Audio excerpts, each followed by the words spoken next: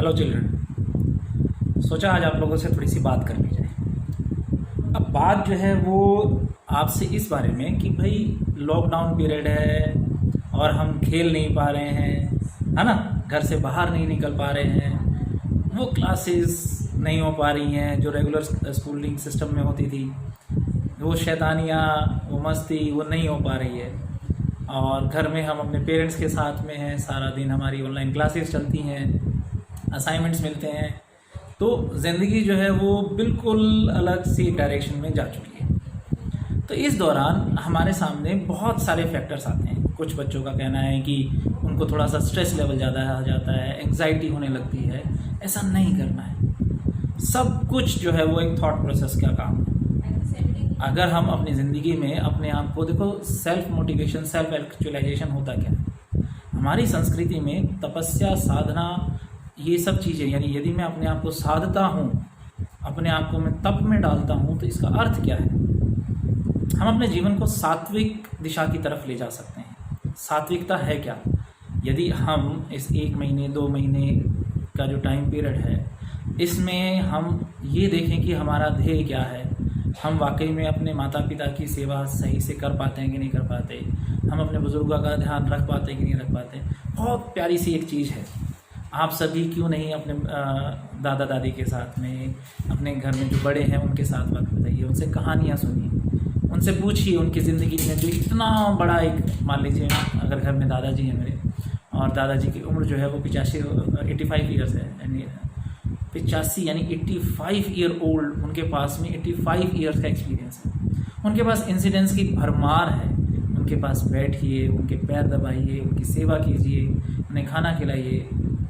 जब हम ऐसा करते हैं तो एक सेवा भाव से एक आत्मा में संतुष्टि पैदा होती है। हम सब में अपने आप को सीधा किसी भी मुश्किल वक्त में खड़ा रखने की ताकत मिलती है। बुज़ुर्गों का आशीर्वाद, माता पिता का आशीर्वाद, शिक्षकों से आशीर्वाद, ये सभी अपने आप में वो पॉजिटिव एनर्जी है जो हमारे बहुत काम आती है। तो मेरा आप सब से यही एक आग्रह है, इस छोटी सी बातचीत में मैं आपसे इस तरह की छोटी छोटी बातें करता रहूँगा।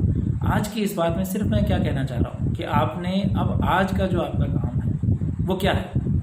आप हफ्ते में 7 दिन को अलग अलग रूप में बांटिए। जैसे आप एक दिन जो है वो कुछ अच्छी सी कोई पेंटिंग बनाइए। एक दिन आप अपने आप से, अपने इंसिडेंसेस पर बेस्ड, जो आप घर में महसूस कर रहे हैं उस पर बेस्ड कोई अच्छी बातें को लेते हुए कोई एक अच्छी सी कहानी लिखिए।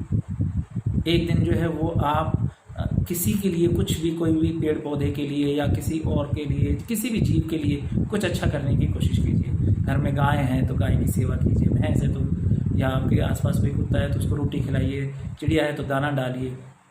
इस तरह से आप हर दिन को किसी न किसी एक अच्छी सेवा भाव की एक्टिविटी में इन्वॉल्व कीजिए। अपने मम्मी की मदद कीजिए। एक दिन घर में पूरी सफाई आप खुद कीजिए। एक दिन खाना बनाने की कोशिश तो कीजिए। हमें सब, ये किसी का ऐसा नहीं है कि लड़के का काम है या लड़की का काम है। हमें स्वयं जो है वो कुछ ना कुछ करते रहना चाहिए। क्या बहुत सारे आज वर्ल्ड में जितने भी शेफ़ हैं वो सभी लड़के नहीं हैं? तो ऐसा नहीं है कि ये काम लड़कों का है, ये लड़कियों का है, तो लड़के जो हैं झाड़ू नहीं लगा सकते। हमारा प्राइम मिनिस्टर जो है वो भी झाड़ू लगा लेता है। तो कोई भी काम छोटा या बड़ा नहीं होता है। हमें अपनी सोच को सुधारना होगा। हमने अपने समाज में जो एक टकराव या एक बिखराव की स्थिति है, जो विभिन्न जातियों में हम बटे हुए हैं, अब हमें एक करने की ज़रूरत है अपने आप को। तो इस तरह से आप दिन में कभी भी कोई भी छोटी मोटी एक्टिविटी, घर का कोई भी ऐसा काम, कोई चीज़ टूटी हुई है उसको सुधार लीजिए। घर में कहीं पेंट करना है या कोई ऐसी कोई काम करना है, कोई भी छोटा मोटा काम, हफ्ते के 7 दिन का एक शेड्यूल जो है, जिसमें कि 1 घंटा आप अपने सेवा भाव में, चाहे वो आप अपने पापा की मदद कीजिए, अपने दादा दादी की मदद कीजिए, अपनी मम्मी की मदद कीजिए, घर का कोई छोटा मोटा काम कीजिए, कोई कहानी लिखिए, कोई पेंटिंग बनाइए। इस तरह से आप इसको अपने आप को इन्वॉल्व कीजिए। थोड़ी देर के लिए मेडिटेशन कीजिए। दिन में अगर वक्त मिलता है तो अपने आप को 15 मिनट, 10 मिनट, 5 मिनट शांत रखने की, आंखें बंद करके शांत रखने की कोशिश कीजिए। ध्यान कीजिए। तो जब हम इस तरह से अपने आप को ध्यान में लाते हैं तो हमें आत्मशक्ति मिलती है, और यही आत्मशक्ति आपको अपने जीवन में बहुत आगे तक लेकर के जाती है। तो बहुत बहुत धन्यवाद। सोचता हूँ कि मेरी इन बातों का असर आप पर होगा। अपना ख्याल रखिएगा। ईश्वर से कामना करता हूँ कि आप सभी स्वस्थ रहेंगे, सुरक्षित रहेंगे, और मैं हमेशा आपके उज्जवल भविष्य की कामना करता हूँ। बहुत बहुत साधुवाद।